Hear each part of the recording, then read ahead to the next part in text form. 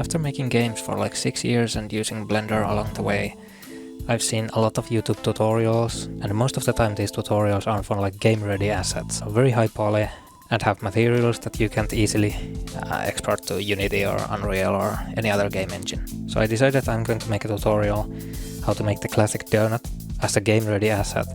I'm still trying to add all the details there is, but just way less intensive and more performant for the games. So it starts the same way as most of the tutorials. You add a torus, and down here this will pop up. If you accidentally click away, you can just press F9, and it will bring it back. And let's say major segments, there's like 12. That's a little low, but for this case it's gonna be alright. And minor segments, let's say 8. Then we're gonna change the radius here to something like this. So already this is pretty much a donut. So all of the frosting and sprinkles and all that is gonna be in the material. No need to add additional geometry for that. All we're gonna do is shade it smooth, and if you want higher detail you can always subdivide it by pressing Ctrl and number keys. It adds this subdivision modifier here. I'm just gonna use one subdivision and shade smooth. Most of the times you can get away with way less detail, but this is kind of the middle ground between the fully modeled and game-ready asset. So let's start by adding a material. It doesn't look like much at the moment, so we're gonna add a position node. At the moment it just shows all the positions, separate X, Y, Z, and in Blender the up and down direction is Z or Z, and I'm going to take the absolute value of this. When I take the absolute, it changes anything negative to a positive. We can use the color ramp to change the thickness of this line. Color ramp. And right away I actually want to invert these colors, so I can just swap the places of them, slide them around until I find something I'm happy with. Usually the dough is a bit lighter on the side where there's this like connection between the two. Maybe something like that. And right now we can tweak the colors right here. So lighter part of the dough is gonna be... let's put it there for now. We can actually copy this color and paste it to the other one and make this one a little bit darker and more saturated, maybe a little bit more orange. Let's make it a bit thinner. Yeah, that's pretty much the dough color wise. I'm gonna add more details to it. For example, let's plug it into the shader here. We can max out the roughness. This part isn't usually very shiny. We're actually gonna take the absolute Z value here. Let's plug it into another color ramp and make it a bit lighter on the white part. Usually there's this little seam on the side, kind of an indent of sorts. Plug this into a bump height, then plug this into the normal. And right away you can't see much. Maybe if I lower the roughness a little bit. Alright, there's not much visible here, but we can increase the distance here, and now it's very visible. Not very good, not what I wanted. Might be a good idea to clamp this absolute so it doesn't go below 0 or above 1. So yeah, right now this is way too strong. Let's do something like 0.01. We have this little line here. We also want some randomness added to this line. So let's take the Z coordinate and add something to it. At the moment this just moves it up and down, but we can move it differently based on different positions, so we can use a noise texture. And let's pick a low scale. We're gonna turn off normalize, so this goes between -1 and +1. And then we're gonna multiply this by some value, and this is gonna be the strength of the wobbliness. So right here we can see it's way too extreme. Let's try something like 0.05. And that's pretty good. Alright, let's do 0.02 here. So this adds a little bit of randomness to it. You can change the scale here. We don't want too much detail, just something to add a little bit of wobbliness to it. And if we preview the color, it's a little bit more random here, and so is the seam we want to add to the side. And this is still a little bit too extreme. We can always lower the strength a bit here, or just the distance, but I think right about there is good. I'm also gonna take this a little bit down, make this a little thinner. There's no frosting on this one yet, so let's switch to the UV editing space. And I don't like this UV map. We want something that's easy to edit in like a photo editor or straight in Blender. This is a bit too much. I actually just want the top half of this. I'm selecting the middle edge, the outer edge, and I'm going to right click and select Mark Theme. And when I do an auto unwrap now, we have these two halves. I want the top half to have more detail, so I have it bigger on the UV map here. So we can basically keep this as is. You could absolutely add a color map and do the coloring all in one shader, but I want to add a new one. I'm gonna mix between this and another one.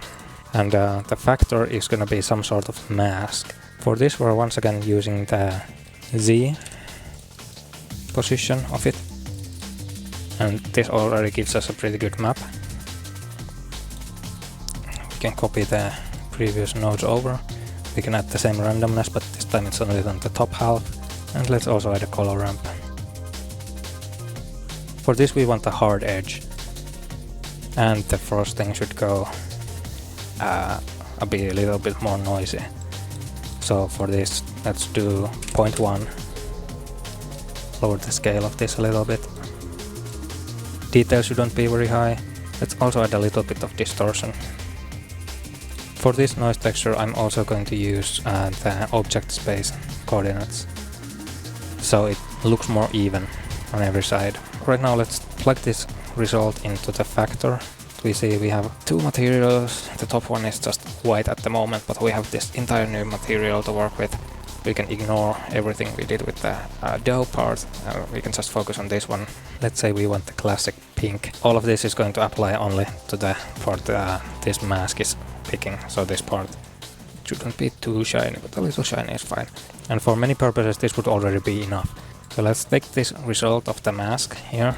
Let's plug it into a bump height and plug this height into the normal of the frosting. We're starting to see an edge here. I'm also gonna use ease on this color ramp here. So having the normal map here kind of gives it extra depth. If I turn this down, you can see the edges disappear. I feel like this edge should be a little smoother. So we can actually take a whole new color ramp out of the thing that's going to this mask. So we have a new mask, and let's plug it into the height and let's take a look. So yeah, much didn't change there. So let's move these around a bit. We can get a bigger of like a bevel here now. But we have its own mask for only the normal map. That looks pretty good. And again, this is not real geometry, it's still all the same. It's all like an illusion of the material. This frosting is looking a bit too basic right now, so let's add some things on top of it. I'll just add a new image texture. And for the sake of this tutorial I'm keeping it pretty high res, like this, but you should be able to get away with way less. Take this color we have for the frosting and use a mix color. And this will be the main color. You can also just drag the color right into here and delete the node. Here we have colors. This is mixing between the two. I'm gonna use the image texture as the factor. Let's make it almost white. That should be good. Let's plug this into the base color. We're also gonna copy the bump node and plug the color of this node into the height. And then this bump node connects to the other bump node. So right now, when we're in texture paint and material preview and we have a white color we want to add, this should add something on top like this, and it kind of looks like it's poking out of it. And for the fall off I'm going to pick a sphere. It adds this smoother edge. I'll just paint something directly on the model and let's see how it turns out. And I also like to use the smear tool. That's a little bit of like drips, especially around here, around the edges. I like to add a little bit of some drips. And sometimes I like to smooth it out a little bit with blur, with low strength. So yeah, that's a donut. So right now we have this mask here, and if you want to change the color of this, you can just change it from here. So for the sprinkles, we're gonna add another mix node. I'm just copying this over. So let's add another image texture, new one, same resolution. Let's also compare if this is greater than something. Let's say 0.1. We're gonna add another bump node and use the image we just created as the height. This greater than node should be connected to the factor and the image color to the B. Now if we add something like green here, you should see it's actually adding it to the texture.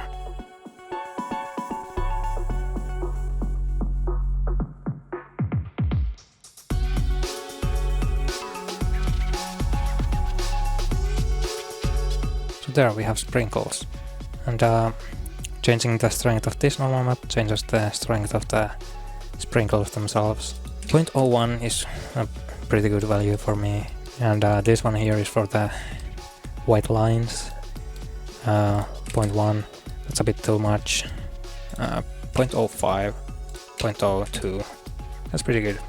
And even without the subdivision, still looks pretty good from far away. And this is still all the geometry there is, so all of the little details are faked by shaders. And of course, if you increase the resolution of these textures, you're gonna have even more detail.